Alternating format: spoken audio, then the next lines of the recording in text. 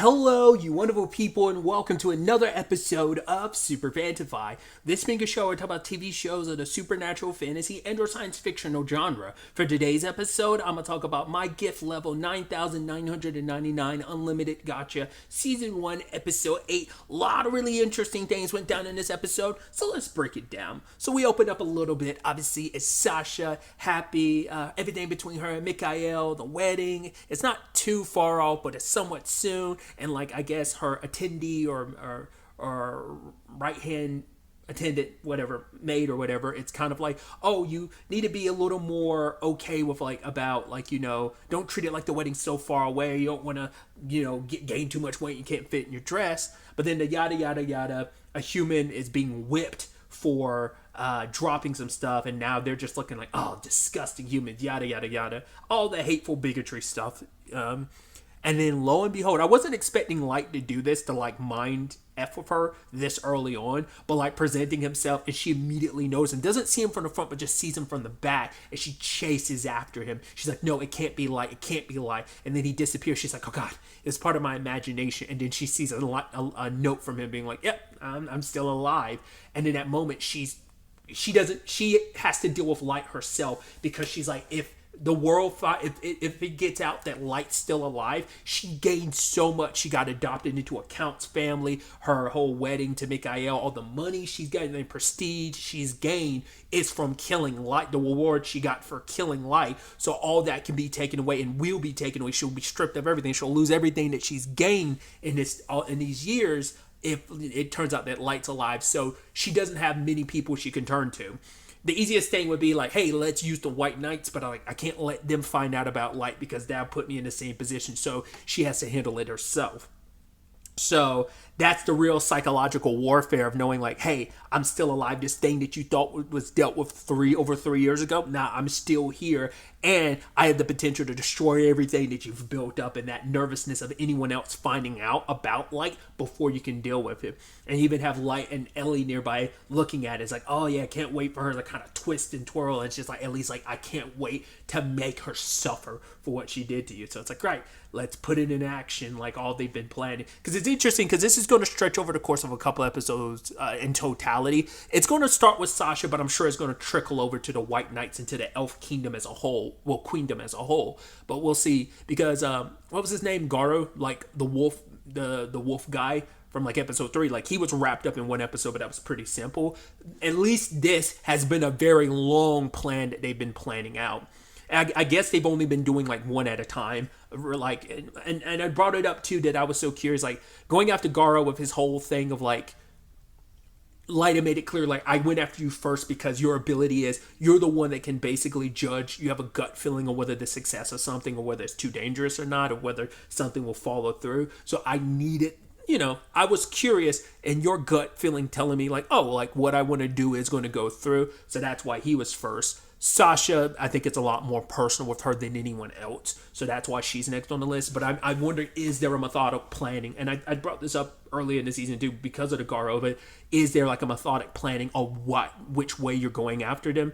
Like I said, Sasha seems the most like personal, but maybe there are other reasons why you go after her first next, because it's like the biggest impact and like what kind of effect that will have on literally the others, was it 6 people? So I don't know. I'm curious to see like how long this plans out, and it's just like, will the Sasha stuff be wrapped up like next episode, but then the Queendom stuff ends up in the White Knights become like the big focus, or is it all kind of going to get wrapped up in one? Are you going to kind of deal with the White Knights first? Because like Sasha seems to be their entire focus, but once again, they've laid this, like Ellie has been working on this plan for a while. This is like a lengthy plan, so it probably does go beyond Sasha, but we'll have to wait to see. Like she's the core of it all. This is all based around getting her, but like or what's the word I'm looking for? Like everyone on the outskirts of her that's connected, they're definitely, because they were even saying like, oh, we'll use Mikhail as like part of this too. Like he could be used as part of our revenge too. So like a lot of stuff has been calculated into this. I'm just interested to see how it unfolds. But either way, we get a proper introduction to the White Knights. It turns out word has spread about Kaito. I don't know if they know that Dark is the one who did it, because like the way the conversation played out last episode made it sound like, it sounded like Kaito was still in the wind afterwards. But I guess it's like, I guess word is that Lord Dark ended up defeating him, because like the White Knights know that not only is he responsible for being the adventurer killer, him like working with a dark elf, but also like him being labeled as and defeated by a human, and his whereabouts are unknown. We as the audience know he's dead, but like I figured the light would keep that hush hush so that no one knows like, oh, he's properly dead. So a lot of people think he's still out there in the wind, so people are still going to be looking for him. But you know, but I didn't know they knew that he got defeated by a human. I guess like word had spread, and I guess that was kind of the point to aggravate maybe the elves even more. But yeah, we see the cruelty of the White Knights, which shouldn't be so surprising. Elves in general have this higher superiority. In fact, they like one of the knights was like, "Oh, like humans should be blessed that they get to die by our blades. We're saving them. Our blades will be their salvation." So they sound like elitist cult leaders, thinking that like our people are the best and stuff like that. I mean, once again, every race thinks they're better than humans, but I think elves in particular seem to be the ones who think themselves like the most hot shit amongst any of the races. So, especially with those two, I guess they're siblings, twins. Let's go with siblings, because I don't. It seems like there was it Nia and Kia, them torturing that human. It's like, oh, let's see who kills him first. Ooh, aiming for his hands, then his ear, and then like the one that's fascinated kind of got him. It's like essentially a human pet to like sex up and like use as a plaything. He immediately pops the dude's head and cuts the tree down when Hardy, the chief, the leader of the White Knights, was like condemning them, being like, hey, you two, stop like torturing your victims because you're going to get rusty when the time comes. Was it Musty, like the one who's very like, oh, this is our duty, and he's like the one that's kind of got like the light reddish hair, like kind of that dull reddish hair. He's the one that's kind of like the most serious, and then the one with the quote unquote human pet, he's more like the very like laissez-faire type. And then the captain kind of reins them all in to be like, yo, like minimize your fraternizing with your human. But he's like, yeah, I do it for fun. He's like, I'm not worried about like dulling, like, you know, because we're all submasters, we're all, you know, come from master bloodlines. But he's like, I'd never like finagle like with a human. In fact, he's like, I get off on making them think that they're special. Like the fact is they'll do anything thinking they're safe, and then like for them to be stabbed in the neck, he's like, oh, it's so much fun. It's just like, oh yeah, this world's meant to make you just hate everything about, I mean, it's just meant to be the most disgusting world where it's just like that deep racism in that regard. You're just like, oh god, it's sickening. With their perspectives on things. And like even those two kids, was it Nia and Kia, are dragging away the human body, and they're calling the guy with the human pet, like, oh, they're like, oh my god, he's disgusting, as they're dragging away a dead body that they're meant to clean up. It's like, once again, the hypocrisy and the twisted nature of all of this. So to really get stuff riled up, and this is part of the plan, is that Ellie raises a tower. And this tower is supposed to draw a lot of questions because people are meant to go investigate it. But when they go investigate it, Aoyuki has that Cerberus creature like killed him. Cause they brought that up earlier, like was it episode 2 or whatever, episode 1 and 2, what that thing's name is, and I'm blanking on it now. I think Cerberus is right, but yeah. Kill any like people nearby, and that kind of warrants like an investigation. Like the guild has to put out a thing about like, oh yeah, like people investigate, there's a large bounty for it. But the thing is, it also is cutting off the queendom from like being able to trade, because those trade routes are being extremely effed with, especially on the slave front, because I'm sure the human slaves are being used as like trade options for that stuff. So I think that's impeding them as well. That might be a separate thing other than the trade, or it might be the direct thing, because that's what they're interfering with the most. So that's the only thing we saw on those routes was humans being traded initially. So not unless there's other like things being traded as well, and humans are just another currency, or whether they're the main currency, that's unclear. But yeah, like a lot of people are showing up to investigate because they're after the big prize. So we had those trio of elves who are using a human as bait. They immediately get gobbled up. Well, one gets gobbled up, the other gets, because the snake tail ended up like gobbling up the other two, and it smelled the girl and that she was a human, so it let her go. And a whole bunch of like kind of rough, like guys who look like they're from a biker gang show up, and they'd be like, "Oh, just what and they give her a potion, they give her water. It's like, "Oh, we'll hook you up with some shoes," and they are people that are serving Aoyuki, like, because she's operating multiple monsters. So I'm like, oh, are they monsters? I wonder what are they? Like, are they like goblins or something? I mean, they look too tall to be goblins, but I'm like, I didn't know if that's what they were supposed to be. But they might just be humans, but they're kind of, I mean, it could also be a thing of like, if you've seen Minogara, Apocalypse Bringer Minogara, there's these like plague doctors who are medics, but they're actually a monster underneath all that. So what if these guys are like that? They present human, but they're actually monsters. Like I don't know.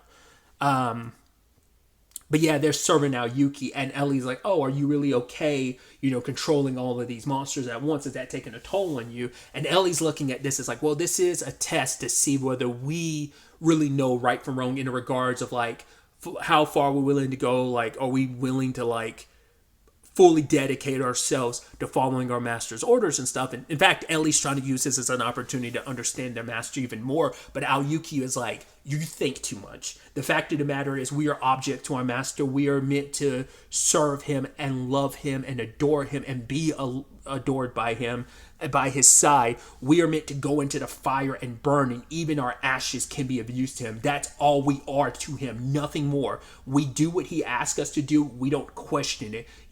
She's like, it's kind of an issue that you're up here questioning, like trying to use this as not, like, because she's like, you don't understand me, but I don't understand you trying to understand our Lord.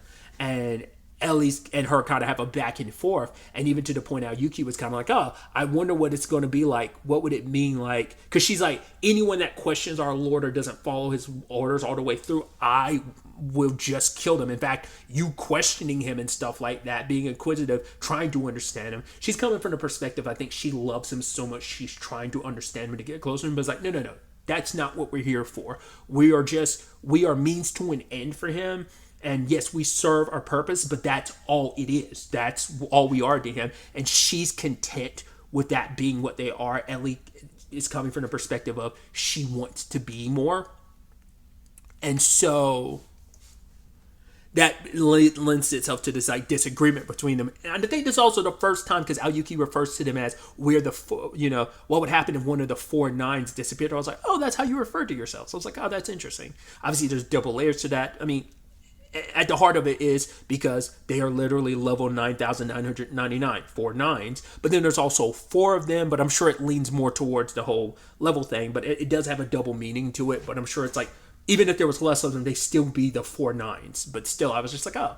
So I guess like, because Gold and Nimimu are like the 5,000s, but like they probably don't have a special title like the 4 nines. It makes sense because they're also like, essentially they're his 4 generals. Yeah, I think generals will probably be the best position. Like the 4 nines are his 4 generals, so it makes sense out of any of them that they are his most powerful cards, and they're the ones who are the highest rank and position, and they're his like closest confidants, obviously. So, but either way, that conversation gets interrupted because it turns out like Ayuki's people are doing their job. Like there's a community of humans all gathered. So the girl they saved, they end up dropping her off with the other kids they save and all these other humans. And they're like, all right, be good. Don't be a burden. And they're obviously, as they're leading, they're like, oh man, like the cruelty of like the elves and stuff. So it's like, yeah, but let's not get caught up in that. Let's not chit chat. Let's get back to work. So, and the more things are going wrong on that front, like anyone out there investigating, no one coming back, it's just making the prize money for that investigation more and more. And especially because Light goes out of his way to draw a lot of attention to himself, to spur up more, to have the whispers. I guess the whispers of them being around like a group of like humans or whatever would draw more attention, is to draw Sasha's attention as well as others. But like, those elves were trying to hit on Nemimu, but she was like, no, I only serve my lord. And he's like, well, she's a very precious person, so we can't let you have her. And she's just like, oh my god, Lord Dark, I can't believe, and getting all flustered about it.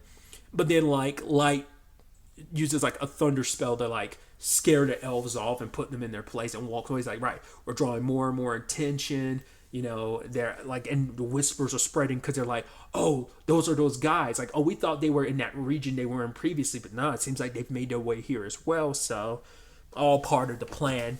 Sasha, obviously, the tower is eating away at her psychologically because it's like she knows, like, right, she's like, right, does this have something to do with Light? I gotta figure it out. I gotta get to Light first. So it's meant to be this giant reminder that it's meant to be this beacon to draw her in, because they're like, well, we know you're gonna come investigate on your own and you'll have no choice because you can't turn to anyone else.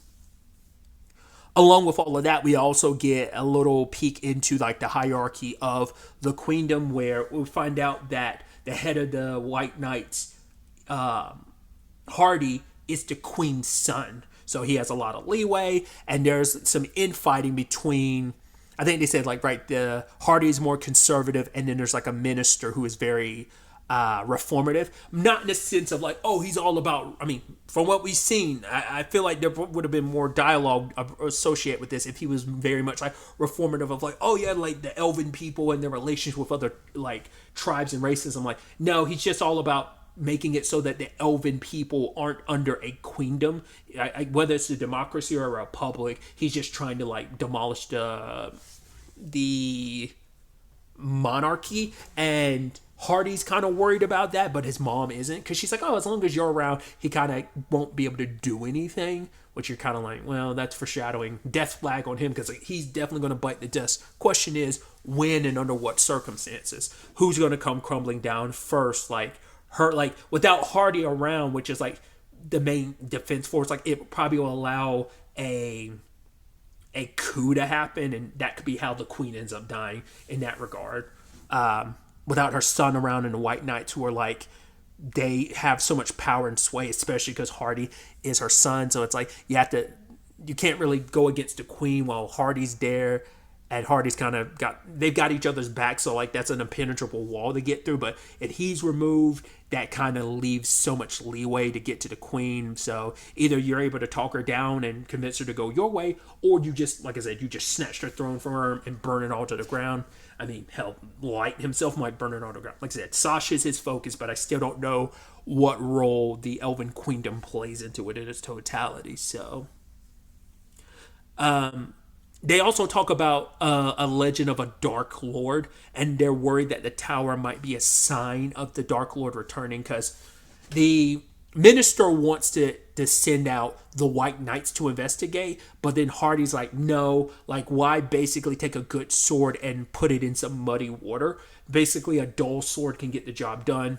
Like, obviously, underestimating this whole situation, but it's like, he doesn't want to move out the White Knights on something he thinks is frivolous like this. Like, yes, they want to investigate, but it's like they don't know what the tower necessarily pertains to. If it is this Dark Lord, that's kind of, it's supposed to be kind of, I guess every once in a while a Dark Lord rises, and there's supposed to be a hero that it's supposed to rise above. So this kind of ties into the master conversation, which I am wondering, is that supposed to imply, like, I had brought it up, like, is it like the Scarlet Witch in the MCU? Once again, I don't know if the Scarlet Witch works like that.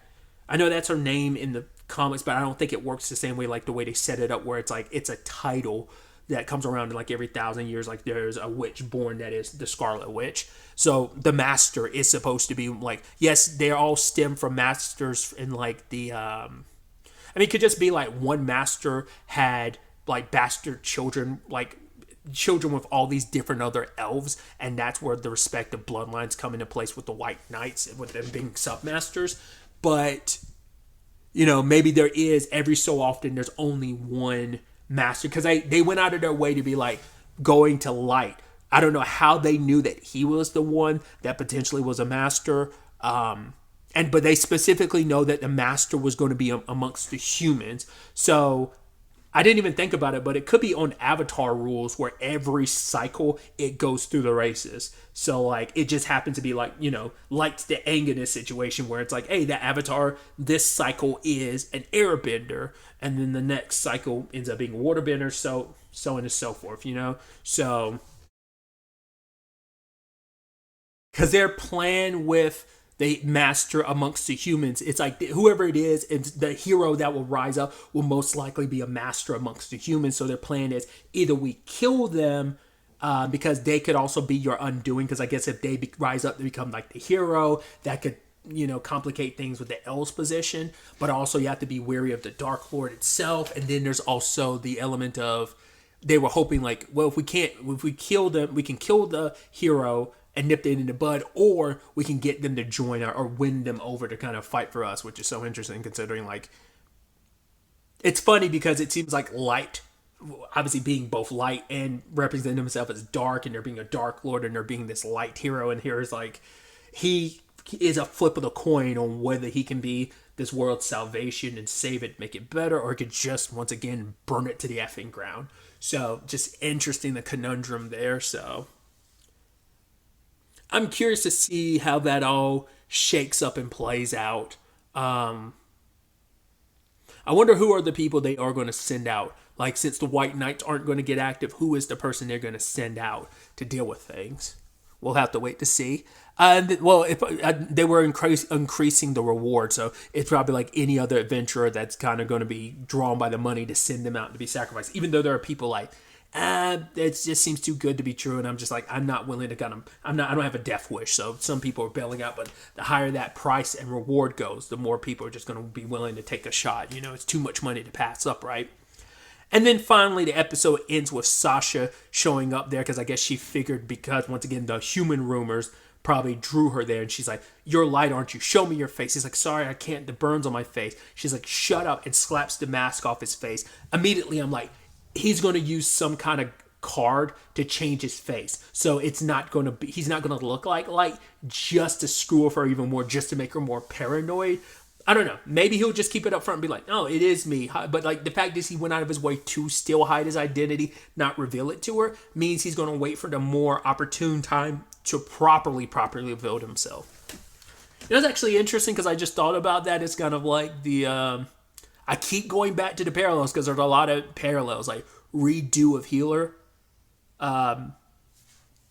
He could use his healing ability to change. It plays a pivotal role in the story because, like, the people he gets to join, well, some of the people he's getting revenge against that he ended up does some horrendous shit to them. Like, yes, horrendous stuff was done to him. He does some horrendous stuff to them. It's a whole thing. Not about to get into that, but he used his powers to basically like restructure their faces, and he kind of has used it on himself from time to time to hide his face. So I'm like, oh, it kind of makes me think of that. So I can definitely, because he's the main character protagonist of Redo of Healer, did that specifically. When the time was come to like really lean into it, he would reveal his face just to make it sting that much more when he's getting his revenge. So I could see Light doing that. So my money's like, I'm 90% sure he changed his face. Probably like the thing is, if someone else takes off the mask, it automatically changes his face. Or maybe he did it at the last second. Who knows?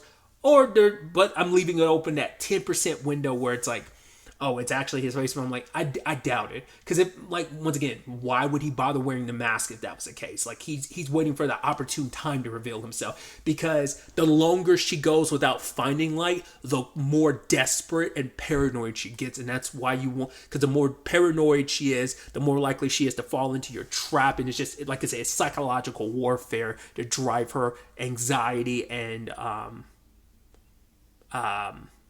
mistakes, all like to make her make more mistakes and stuff. So very, very interested to see where the next episode ultimately ends up taking us going forward with all of this. But really, that's all I wanted to talk about. To the next time we meet, be happy, be safe, live life to the fullest, and enjoy it. Good day and goodbye.